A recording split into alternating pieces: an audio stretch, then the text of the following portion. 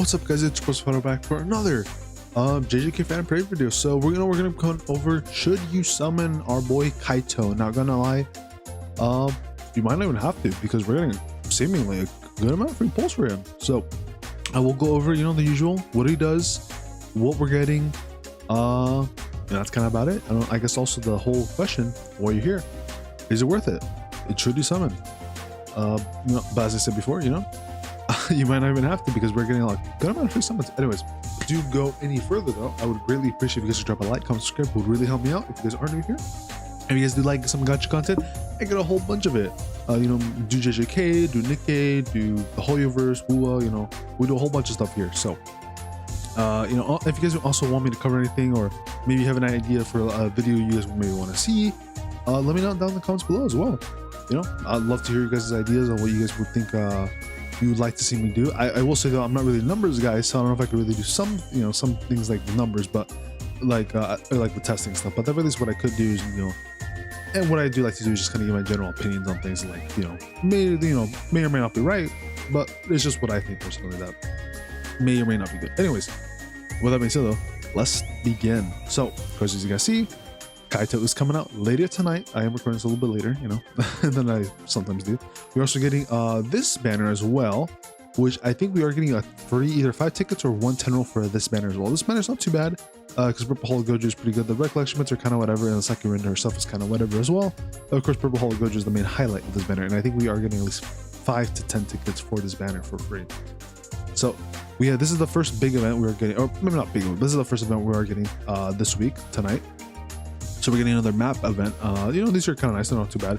You do the map exploration, takes like 2 to 3 days basically to fully clear it, and then you get some other stuff. So yeah, we're getting tickets out of this, new free recollection bits, some other goodies, and then these are the recollection bits that are going to be giving bonuses. So 2 gacha, and then 1 from the actual event itself. I don't know if this one's going to be available on Raid Up though, unlike Kaito or the Gojo one. I don't think it is. Yeah, so these looks like to be the old recommendations. You guys do have all these old ones. These are going to actually help you guys out. I do actually have this Mekamaru one here, so I'll be able to use that one. I don't have this one here though, the reunion after the rain, but that's fine. So yeah, that's one event we're getting. We're also be getting another imaginary realm battle, so we're also going to be getting this tonight against Nanami here. This one shouldn't be too bad, I think. We are also, as you guys can see though, both of these do give featured gacha tickets. Now they don't really mention, or it's kind of hard to tell, which ones they're going to be for, right? Because I think there's a good chance that the map event could be 10 additional tickets for Kaito, and then I think these could be 5 to 10 tickets for the Purple Holo Gojo banner. They could easily do that, I'm not too sure. I'll let you guys know though by tomorrow, most likely I'll make the next video, like how they're doing the summons, right? Because it's either going to be an additional 10 for Kaito, so 20 to 2 or 20 pulls basically for Kaito, and then or it could just be 10 for Kaito from the login, and then another 10 from here, because maybe they might split it up and only do 5 here and maybe another 5 here. So I don't know, they could do this a whole bunch of different ways, or they could be really generous and do like 10 tickets here, so the 10 tickets for Kaito, and then here could be like another 10 tickets, but it would be for Purple Holo Gojo. I don't know, at the very least, maximum would probably just be 10 here, 10 here. Minimum would probably be 5 here, 5 here, but you could also say this could be 10 and this could be 5, because the imaginary realm literally has it's either going to be 5 tickets or 10 tickets, so it's kind of one of those two. So that's kind of what I mean. But I do think at the very least we will be getting 1 free multi here, and then we are guaranteed at least 1 free multi here. As for where we may get an additional one, we'll have to wait and see if whether it's for Kaito. I'd assume though we're getting 2 free multis for Kaito personally. I do think that's going to happen, but we'll just have to wait till later tonight for that confirmation. But yeah, that's pretty much what we got cooking up. Also, did we mention that this is the... No, okay. For a second, I thought this is the... I thought they brought back the co-op event that was global exclusive, but it doesn't look like that's the case. But it's fine, not a big deal. We also have this main story quest pass as well, which is pretty cool, right? Basically, you're just gonna go through some story quests that you may have already cleared before, and you get some cubes and gacha tickets. However, the one caveat though and downside to this is that since this is a pass, There's a high likelihood that this is going to be a paid thing. As for how much you'll have to pay for, I'm not too sure, but there's a good chance it's going to be like a paid thing basically. So if you pay money, you'll be able to get some cubes and some tickets out of it, which may or may not be worth it depending how much it is they give you and how much it costs. But now going on to the real meat of the video, I guess. Kaito. So Kaito is a support character, right? He's specifically for Zone Yuji, and he's also an S tier on the tier list here. So he's a pretty good support, you know, overall. Not the best support, because there's some other ones that are really crazy, but still pretty good one. Kind of funny how his R version is better than him, apparently. But yeah, basically his main goal is to buff up Zone Itadori, which is an SS tier. He's really good as a yellow DPS. And seemingly... Okay, no, I thought Yellow Gojo got bumped down, but yeah, no. Basically, he's a really good yellow buffer for yellow DPS, specifically a Zone Yuji, so we'll get into why that is. So, Kaito Yuki, so he's yellow, of course. He's mixed as well, he leans more towards Jujutsu. So, skill 1, Reverse Kasegiri, at level 1, deals 80 melee taijutsu damage to selected enemy and increases his own damage received by 10%. So basically he has a buff to where he takes less damage and he does physical damage to the one enemy. And at level 10 we're looking at 131 melee taijutsu or physical to select that enemy, and then it's still only 10 damage reduction or 10 decreased damage received. So then basically you really don't need to level up skill 1 here, because it just gives a little bit more physical damage, which is kind of whatever. So skill 1 you could totally skip out on if you really want to. Skill 2 here, Barrier Strike. So level 1 it costs 20 curse energy, deal melee combined damage equal to 60% physical and 100% Jujutsu, which makes sense because he's going to lean more towards Jujutsu, and increases all allies damage dealt by 10% for 3 turns. Quite huge. Sadly though, it is only for yellow characters, which is another thing, you know, as to why he's probably only really good for Zone Itadori. And if his own curse energy is 30 or above when used, recovers all allies' curse energy by 5 per turn for 2 turns except himself, and then reduce own curse energy by 5, which honestly is kind of good, you know, not half bad. Not half bad. Now at level 10 we're looking at 90 physical and 150 Jujutsu, so an extra 50% for Jujutsu and then an extra 30% for taiju or for physical, you know, not too big. However, now his damage dealt gets increased to 15% instead of 10%, so he gets an extra 5 there. And then he's also increasing the amount of curse energy recovered to all allies by now 14 instead of 5, so pretty significant number in my opinion. And level 8 we're looking at 12 curse energy recovery for everybody, and then we're looking at 83 physical and 139 jutsu, and then his damage dealt for all allies is 14.2, so still quite big actually, it's not too bad. So yeah, not actually half bad. Damage boost isn't super big, but at the same time it is for 3 turns, so it does last for quite a while. You could definitely stack this up, so this could easily get up to potentially even 30 or higher than 30 on the 3rd turn if you were to stack it up every single turn, right? But yeah, very strong skill. So we have skill 3 here, Barrier Prison. Okay, so level 1 here at 25 or costs 25 burst energy. There's 180 range Jujutsu to select enemies, so far all of his stuff is for single targets. Decreases the selected enemy's damage dealt by 18% for 1 turn.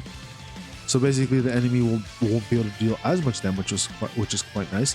He also has a chance to stun the enemy at an 80% chance for 1 turn, which is very huge actually, and decreases all allies damage received. Decreases all allies damage received by 20%, 25% for 2 turns, so basically everybody takes less damage, which is actually a very strong buff. That's very good. But of course it's only for yellow, so that kind of sucks a little bit. So yeah, specifically only for the yellow team who you want to use this guy on. Now level 10, we're looking at 270 range Jujutsu damage, which is actually a bit of a jump there, almost 100 extra right there. Now we're looking at decrease the selected enemy's damage dealt by 27%, which is actually quite huge. And now you have a 120% chance to stun the enemy, so basically guaranteed at least the first time. And then now you're also decreasing all allies damage received by 37% for 2 turns, which is very huge. So basically, skill 3 here is making it to where the enemies do less damage to you. He's doing a decent amount of damage to them, and then he's also making it to where everybody's more tanky on ally side if they are yellow. Skill 2 here basically does some damage and then increases allies damage overall if they are yellow, while also giving them a curse energy refill for a couple turns here by a decent amount. And then skill 1 basically decreases his own damage received, so kind of whatever. So skill 1's kind of mid. Skill 2 is actually quite nice. Skill 3 is also quite nice as well, but not super huge buffs, but you know, I think they're decent overall. Now his ultimate here, formation or prayer formation technique level 1. deals melee combined damage equal to 250 taijutsu, so 250 physical, and 360 jujutsu. Okay, that sounds pretty good. 2 hits, and increase all allies jujutsu stat by 30% for 2 turns 1 time. That's pretty good.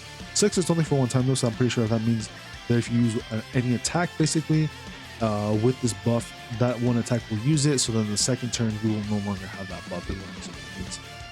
And then he's also increasing all allies jutsu stat by 40% for 2 turns 1 time as well. So an extra buff there to jutsu for some reason. Oh, okay, I see. So the first one is just everybody gets his jutsu buff, so everybody gets a 30% jutsu buff. However, if you're a yellow character, it looks like you also get an additional 40% buff.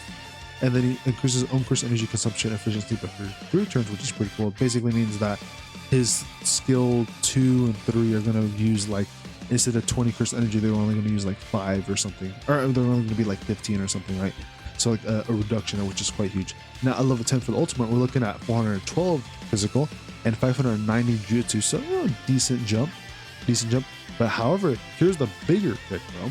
He's now going to be able to increase all allies jutsu stat by 60%, which is much better, and he's increasing all his jutsu stat by 80% if they are yellow, which is quite good as well.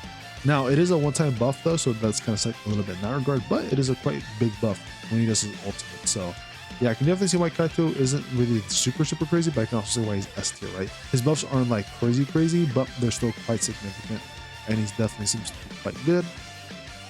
And I'm going to assume these jutsu buffs are going to help out Itadori, though I feel like Itadori is usually a physical character, so I don't really know if the jutsus are going to help him out that much, but supposedly he's supposed to be made for Itadori for the most part. And this combined here basically increases his own and allies damage up by 10% for 2 turns, and those are everybody's ultimate good, so nothing too crazy. Now he does have his auto skill here, so cursed energy support. At the start of each turn, once 2 turns have passed, so after 2 turns, if own cursed energy is 30 or above, recovers all allies cursed energy by 5 except himself. That's actually kind of a decent buff. So basically, if you kind of just don't need to use skill 2 or 3 here, and you've just been spamming skill 1, you basically are able to give everybody an extra 5 cursed energy to help them do any skills that they need to do that. So yeah, not half bad. Yeah, overall, this Kaito does not seem like a character you would want to spend any cubes on, but if you were to get lucky and pull him for free, hey, he's not bad. He's not bad to level up at the very least. Definitely would only focus on skill 2, 3, and the ultimate. Specifically focus on ultimate first, then do probably skill 2, then skill 3. But yeah, that's how I would do it. Yeah, not a bad character overall. Definitely will not throw any cubes for him though. Definitely will not do that. Now, of course, we have 2 new recollections here. So we do have this Nanami one. I don't know if I covered it before, but it is a C tier damage jutsu one, so not that great. And then we have another one from the event itself, which is a A tier one, A tier defensive one. So it's not bad actually. It's quite decent. So let's go over them. So here's the Nanami one. So the first thing here, when command skill ultimates, if you do anything, you recover your own HP by 5% for 3 turns, which is a decent amount. So you get a decent amount of HP back. Of course, you get Max Stupid, which from this event you should be able to. That will now be at 10%, so you get 10% of HP healing for 3 turns, which is okay. And then the other thing here, if you do have 1 dupe into it, at the start of the battle, increase own jutsu stat by 2%, and the more turns that pass the group jutsu up to a max of 30%, which is very not that great, but I guess the one benefit is that you do have this constant jutsu buff. The downside is that, of course, you have a cap set at 30, and then you do start at 2%, so you will have to wait a while for that.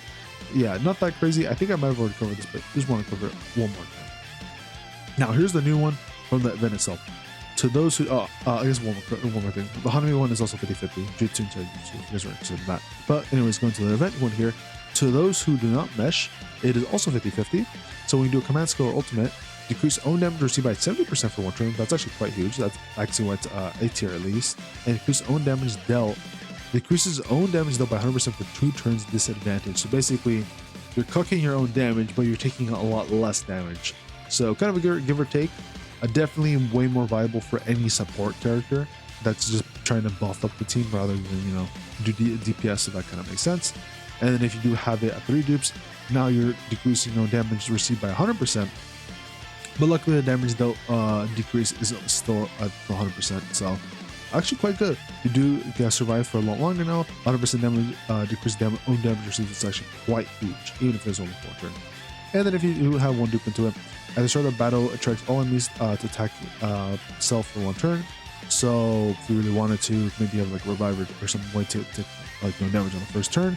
You can basically have this free taunt, or have maybe the situations where you want the first character to die after maybe they buff somebody on the team, so you can swap someone else to the team to help do more damage or something. But yeah, a decent recollection, but overall, I mean, you know, if you want to level up, I don't think it would be a bad idea, but I probably want to go back crazy on it because it's just more of like a gimmicky / survival recollection of it, but not overall not that crazy. But with that being said, though, guys,